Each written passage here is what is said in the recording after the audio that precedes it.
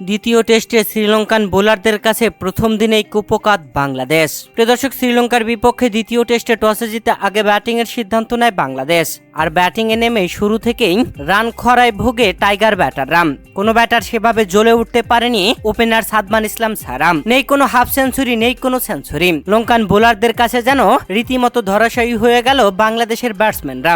ওপেনিংয়ে আসা ইনামুল হক বিজয় গোল্ডেন ডাকে প্যাভিলিয়নে ফেরেন। এরপরে মমিনুল হক 21 রান করে সাজঘরে ফিরে গেলে নাজমুল হোসেন শান্ত এসে আরেক ওপেনার সাদমান ইসলামের সাথে কিছুটা সময় খেললেও নাজমুল হোসেন শান্ত 31 বল খেলে মাত্র 8 রানেই প্যাভিলিয়নের পথ ধরলেন। দলের হয়ে সর্বোচ্চ রান করেছেন ওপেনার সাদমান ইসলাম, 93 বল খেলে 47 রান। এরপরে মুশফিকুর রহিম ও লিটন কুমার দাস কিছুটা সময় খেললেও বাংলাদেশের সংগ্রহ বড় করতে পারলেন না। দুই ব্যাটসম্যানই প্রায় সমপরিমাণ। মুশফিকুর রহিম করেন 35 রান আর লিটন কুমার দাস করেন 34 রান। এরপরে মেহেদী হাসান মিরাজ 31 রান, নাইম হাসান 25 রান। তাইজুল ইসলাম ও ইবাদত হুসাইন ব্যাটিংয়ে এসে দিনের শেষ পর্যন্ত খেললেন। তাইজুল হাসান 9 রানে অপরাজিত, ইবাদত হুসাইন 5 রানে। বাংলাদেশ প্রথম দিনে 8 উইকেট হারিয়ে 71 ওভার খেলে 220 রান করেছে। পুরো 90 ওভারে খেলা হতো, তবে খেলার মাঝে বৃষ্টি হয়েছিল।